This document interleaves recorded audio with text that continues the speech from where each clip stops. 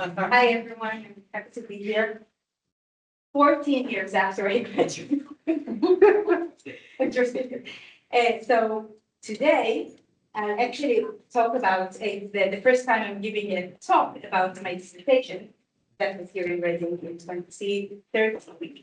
And the majority of my collection of material and reading documentation was happening at the Monotype archives.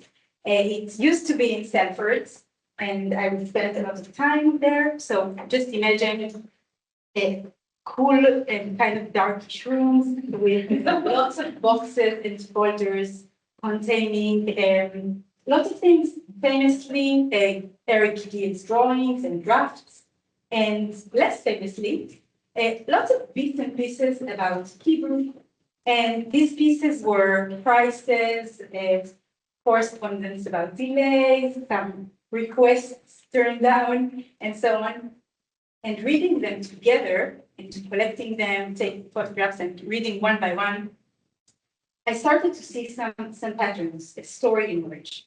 And this story and this whole talk is about Hebrew, but it actually applies to other, you don't say non-Latins anymore, right? You say something else. We say beyond Latin. Beyond Latin, for instance. It's a story of technology shifting from metal type to hot metal. It's a story of power dynamics between a UK-based corporation and industry, and people who are the users are in a faraway end.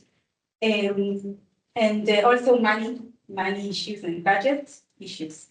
And the typeface I'm talking about that went through this technology shift is the Rühl typeface, which was designed in Leipzig in 1908.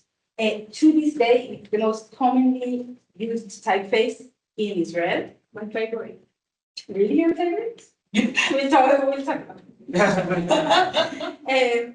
And I'll talk about it in a second a bit more. But in the 1920s, Monotype adapted Rühl typeface for their hot metal typesetting system. And they called this adaptation Liron. The clients who asked for this, they asked for something as original as possible as something as close as possible to the original. What they received was different, noticeably different. And remember, we're in a type design sphere. So when I say noticeably different, my parents wouldn't be able to see the differences, but I'm sure here you'll be able to see it. And the differences are first because the machine imposed lots of the constraints and requirements of their own, because of budget, as I said, and because of this very long distance between the users and the producers, the makers of this. And the question that we want to ask here is, what happens when a typeface crosses from one technology to another? What survives? What gets lost? But before we talk about that, we can talk about the original for a minute. So Raphael Frank was called a Jewish scribe, and he was the designer of this typeface. He made and produced it with the CF Rühl foundry, Leipzig, which produced it, as I said, in 1908. It was in 8 weights, and it was with or without the Hebrew vowels, which we call methods, tiny dots above and below and inside the letters.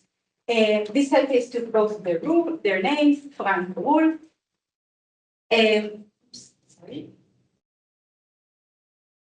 So Frank said that one of his inspirations for this typeface was, you showed it, Shani as well, an Antwerp-born printer called Daniel Bomberg. He worked in Venice in the 16th century, and his type or his style of type was very dominant.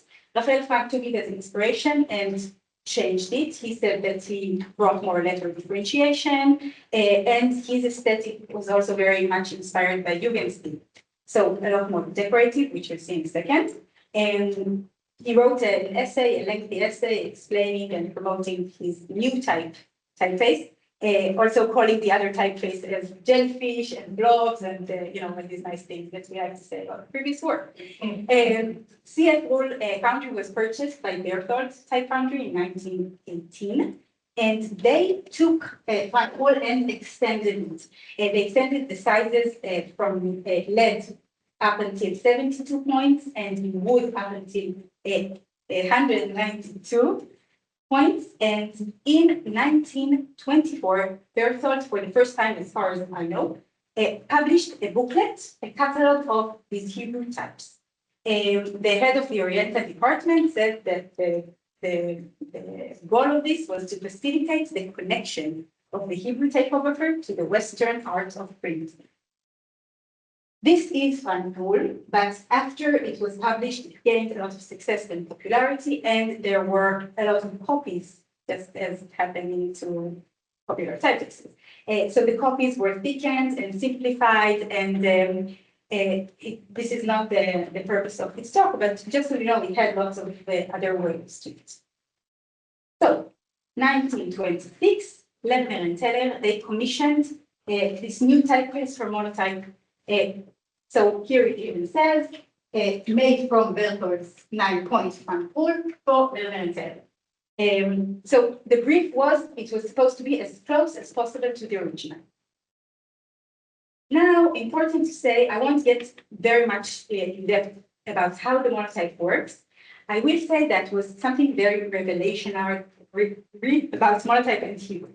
So, in very, very short, the process of printing with Monotype is one part typed into the keyboard punches ribbon, then the ribbon goes to the caster, and the caster can read the ribbons and move this matrix case and cast the letters in it. So the important bit, each letter is cast on its own, and I think it's open, the room that people can go and see. I can show people, I can unlock and show people the reviews. So it's very cool to actually see how these pieces look like. But before the type was cast, it needed to be redrawn. So what they had was printed samples, and then the type drawing office made drawings one by one, these 10-inch drawings, which served as the masters. From these masters, they could make the patterns. I won't go into that in details, but they made the patterns, and they made the punches, and they made the matrices, and so the letters could be cast and used. Even Stanley Morrison at that time admitted in correspondence copied that most of these types were copied or stolen from the type founders. The thing here is that every character had to fit. Before that, when people drew more freely, but in hot metal, they had to be in some constraints. So they had to fit a certain width. 18 was the widest, 5 was for the narrowest, but there was a system and there were constraints to that. So the letters weren't quite free. It had to answer this system. And this is the matrix case, which is the type will be cast from it. The matrix case would move. So the characters had to be ordered by their thickness. So all the 18 units were here, all the 5 units were there, for instance. And what didn't go in the matrix case, people weren't able to use. That was just left out. So we need to know that even organizing a matrix case was a decision on its own. Now, as I said, Monotype was revolutionary because up until that time, even Linotype couldn't print the Likud, the Hebrew vowel marks. And so, for the first time, Hebrew could be printed with vowel marks to actually accommodate for a lot more kinds of texts. Before that, it was just either impossible or very time-consuming. So around 1918, Itamar Ben-Avi brought the first linotype, so that's even before the Monotype, brought the first linotype to a Soler printing house in Jerusalem. People said it was a wonder, they came to see it, and after that, the Monotype machine came. And we think that the Haaretz Press was the first to purchase the Monotype, and it grew very popular in Israel. So the first printing size was done, was size 7. It was in a series that was called 217. There was maybe no reason to remember that. And it was cut from Berthold's type. They tried to make it as exact as they could. You could see that even in these first drafts, they still called it front Rühl. Only later they gave it the name Pninim, which Hebrew means the Hebrew name for pearls. So this type grew into a small family. We had series 217, which I talked about. It could be pointed as well. So we got the vowel marks. There was another series that was called 220 for text and display type, also larger type, but without the vowels. And there was another set in that family, which was series 489. Again, you don't need to remember that. And this was for purposes of testing Hebrew with Latin in the same line. So there was a workaround that they did, the metric space was reversed, and so on. I just told Shani that when I found this document, I was so happy. I was like, because let's talk about copyrights for a second. Favorite topic. So Monotype has been studying Pninim for 3 years before they actually got this copyright issue sorted, settled. They paid £100 for the use of that. The receipt is still in the archive. It was for the rights to produce and sell matrices for the Hebrew types, similar to Rühl. And since then, it was very obvious, also in correspondence, that Pninim and Rühl are similar to one another. Now, in order to understand power dynamics and everything that went on, it's important to know that every country had a representative, an agent, and the communication was done not through clients to Monotype. Everything went through that agent. So in Israel, it was the firm Aleppo, and there was this one person who repeated in correspondence, Michael Lavi. He would move on the requests, pass them onto the chain up to Monotype, but the decisions, really important to say, they stayed here in England all the time. Until March, the Monotype's overseas manager, at some point he said, whether you accept it or not, it's another matter, it's entirely up to them, which means us, Monotype. And you can see such of these repeated in correspondence. So my research was done through any Hebrew material I could find, but it was mainly through correspondence, which was a beautiful way to understand the real stories.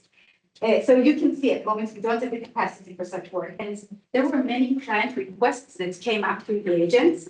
And Monotype, I have a bunch more of these. We cannot undertake this complicated investigation or books for several years. We don't have the capacity. Whoever attended Jerry's workshop yesterday, it was really, it's such a good way to continue this because we spoke about what's going on beyond the book or the printed material. There is a whole story of politics and social issues around this. And this is a great way, I think, to see this. So they said the Hebrew meant for Hebrew is really small. And behind these refusals was the cost. We need to understand that in order to print another size, or even another series, but just another size, which would be making completely new 10-inch drawings, new punches, new patterns, an expensive work, which they considered, in my words, not worth spending so much time. It's a restricted market. And they were very against doing anything further than Hebrew. But it's really important to say that Pninim was the best seller. We see the sales record in a second. Now, before we compare what happened in the technology shift, it's really important to say, about one of them, John.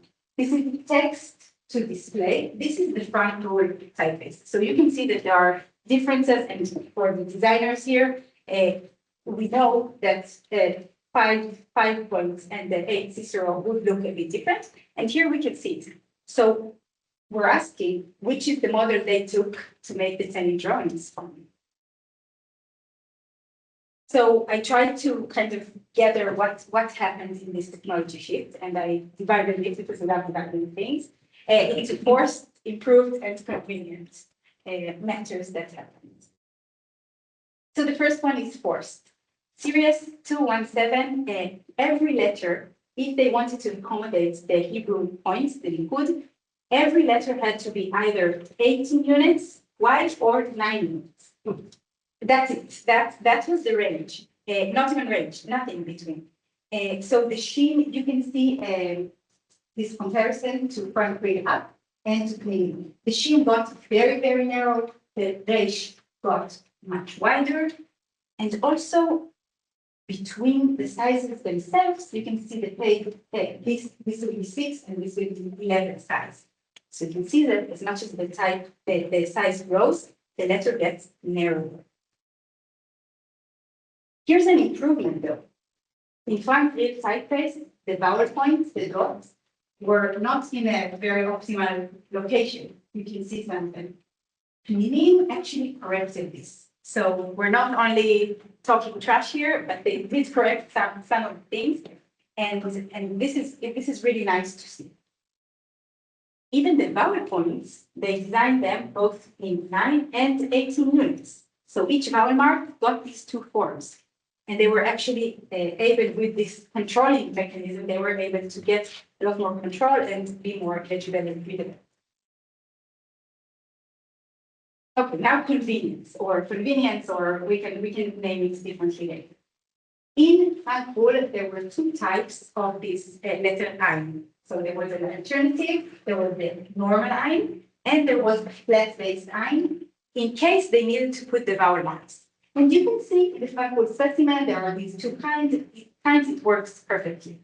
In Pninim, they made a choice, which there was no documentation about this choice, so we know what happened.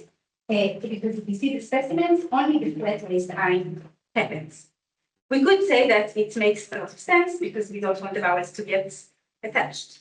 However, in series 220, there were no vowels anyways. So there was actually no reason not to keep this bottom leg down. I did find them in the punches though, but I know that they never made it to the specimen. They never made it. They never received or acquired a place in that matrix space. Another example was the Lamed. The Lamed tells another similar story. There were two forms for the Lamed, the one with the straight flag up, which is, I would say, normal line, right? And there was this backwards bending flag that had its own reason. It was from older types, the line type. Shani has a really great talk about this. Ona just wrote an article about the Lamed, there were some benefits to this backward Lamed, sorry.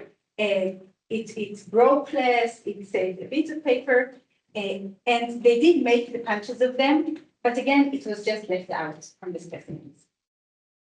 Now, for taking a step back and looking at the whole page as a whole, we can see that Pninim is lighter, and this is equal in size. We can see that Pninim is lighter than Monotype. Why? We don't know. We can also see that inside the series, inside different sizes, we would expect the 8 point. Now, if you can't see what I'm talking about, squint your eyes a bit, and you will see that the 8 point is lighter than the other ways. There is, again, no reason for that to happen. And another interesting thing, remember the two series? There is the 217 with the vowel marks that were only 9 or 18 units, and there were the 220. The 220, they had a lot more freedom. They didn't need to fit in the nikuds, the vowel marks. So they had 6 options of width, sorry. And you can see the differences here. So the 220 was sometimes wider, sometimes narrower, a lot more authentic to how the letters actually look. The thing is that sometimes they even appeared on the same page. You can see the letter Shin in the 2 different sets, and you can see the differences between them over here. And when I said that they could appear on the same page, it actually means that they were sold on the same matrix case. So on that matrix case, the Hebrew character set is very small, very limited. So they had room for 2 sizes on the same matrix case. So they had let's say the 217 with the vowel marks, and for footnotes, they had the 220. So you can see both of them in that matrix case. The interesting part is that this matrix case was actually one that customers in Israel asked for. They asked for this specific combination, and Monotype agreed for this specific combination, and this was the best-selling combination, the 4481 combination. All right, we're about to end, so let's just take a second to look at the 8 points Frank Rühl and the 8 Cicero Frank Rühl and the 217 8 points. And you can see really big, or at least I think really big differences when we're looking at them from far off. And this is a summarizing image for this journey that happens between technologies or across technologies. And here we can do this again. So talking about the story as a whole. First of all, Hebrew with the vowel marks could finally be set, right? This is a good thing. It's a revolutionary thing, but it comes with a cost. It comes with a cost for the proportions of the letters. It comes with the other costs. And as we said, some of these costs were forced, some were just convenience reasons, but they all had a price to pay. A question I did mull over, and I didn't talk about it in the dissertation, but going back to the material, it just made me think about this. We know that Frank Rühl, and you'll see it in a second, is the typeface that everyone uses in Israel. It's in every book, in every newspaper, that's the typeface we use. And my thought was, what came first? Because we need to remember that people were able to print only with what they had. What they had is what they purchased from Monotype. Monotype was the one deciding on how popular a typeface would become. So is that the reason why Frank Rühl is so popular now? Or Monotype picked up on the popularity of Frank Rühl? I didn't mention, but there were reasons they think he was reviving, and it was a secular typeface. Or Monotype picked up on the popularity of Frank Rühl and went with it. So no, we can only think about it. Whichever way it happened around the 60s, they were searching, Monotype was searching for an alternative to Frank Rühl. They started asking around, asking the agent through customers in Israel, and also asking the agent, asking other type foundries. They were very much interested in kind of creating another typeface, but it didn't succeed. Either the customers were really happy with what we had, or they were just against everything else. That's another possibility. There was a lot of very interesting correspondence about that. Anyhow, Frank Rühl sank deeper and deeper into Israeli printed, and very few alternatives have emerged. I took a newspaper from my parents to take as a photo. Here we are now, 2026. Frank Rühl passed through all the technologies. We did the hot metal, we did metal by hand, we did hot metal, we did phototype setting, we are doing digital. Each of these technologies carried something with it. There are several versions, by the way. Here, the line is going below the line. And I think that maybe the question is not what survived and what's lost, because they're both so intertwined with it. And thank you for listening at this hot time.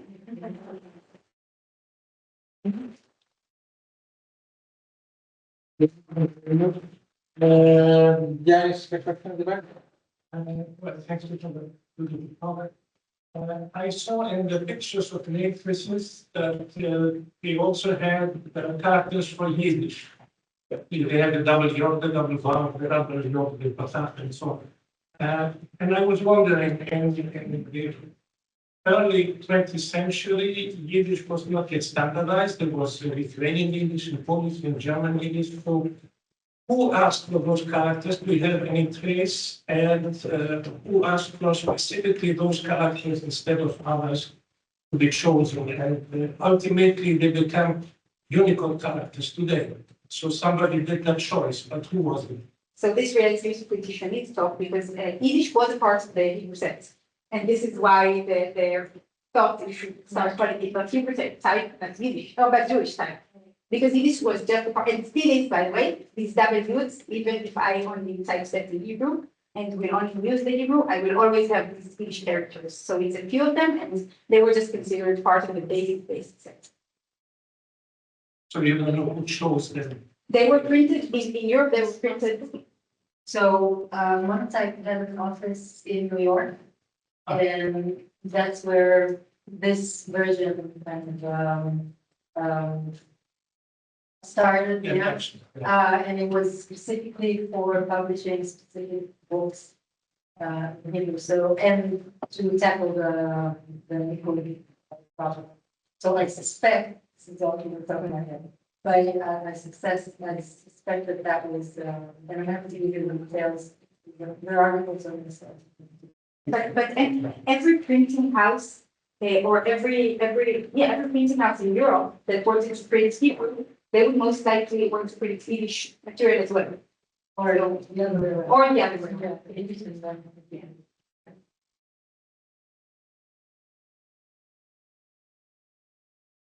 Yeah. Very interesting. It is that there's this, for this kind of work, we do have some of the correspondence from the Monotype development sections back there. I need to say this because this is not the only work that has been done about, what do you say? No, nothing. Beyond that. Beyond, Yeah. because for instance, Titus Nemeth that finished his PhD, I think a few years after I did, he did something similar about Monotype with error. And every time you can see this, the machine or the technology makes difference in the shapes. So, sorry.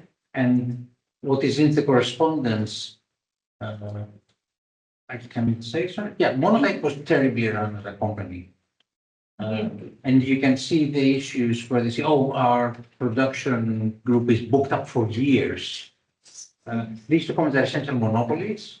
If you want to support mechanical typesetting, you don't have any other option. You go to whatever. And so it's not a Hebrew privilege that Monotype goes, maybe we don't do another typeface because it's not that. It happens consistently. Anything that is not easy to do quickly, not to reuse, and so on. And the thing that you mentioned where they're reusing as much as they can is baked into the production process at Southwards. And then Type there was something called the pattern library, drawers with, let's say, tikkun of French curves. Right, yes. But, oh, I need something that looks like this. We've got something already. We don't need to redraw it and so on. So there's a very big pressure for copy-paste-based cost efficiency in the production. There is this tension always between the Britain primarily based managers who want to produce things as efficiently as possible and sort of get annoyed with the local labels and says, oh, but this is not good enough. There's quite a lot by people like Monotype, for the Trace was horrible at this, making comments about all that pesky locals want too many things to change. It should be good enough, kind of thing. So it's clearly a business. The question that they're really asking is, what is good enough to sell, rather than what is the right kind of revival of this or translation across technologies and so on. What's the cheapest, most acceptable to the client? Very good. Yanis, go ahead. Another one. This is depending now we have those versions, flat based on regular. And this is because the flat has become a Unicode character. So against all principles that we only encode characters and not glyphs, it became, so my question is, who asked for it? Was it a national standardization committee in Israel, or was it some company making fonts? For the flat-based? Yeah, the flat-based. The flat-based was, first of all, this is the most acceptable. Now in Hebrew typefaces, you would see an alternative of the, not the flat one, so it became standard. And it probably came from exactly the intuit, no? Sorry? No, But there was no question is, who asked for it to become a Unicode card? Well, it was one of the characters. Flat time, I would say, that's the question. go and see who studies Yeah. Hebrew text in California, in Stanford. Because whichever technologist was interested to see how do we support XYZ scripts, got on their bicycle, got on campus, because you cannot call Israel in the 90s, in the late 80s, 90s, you cycle across campus and you say, who is interested in this thing? They show you an academic, they show you the books, we want this and this. There was a lot flat of- times before. A lot of, we haven't used our script as well. I was like, oh, this is what people expect to see, let's put them in. There was no committee, I see. Yeah. Wonderful.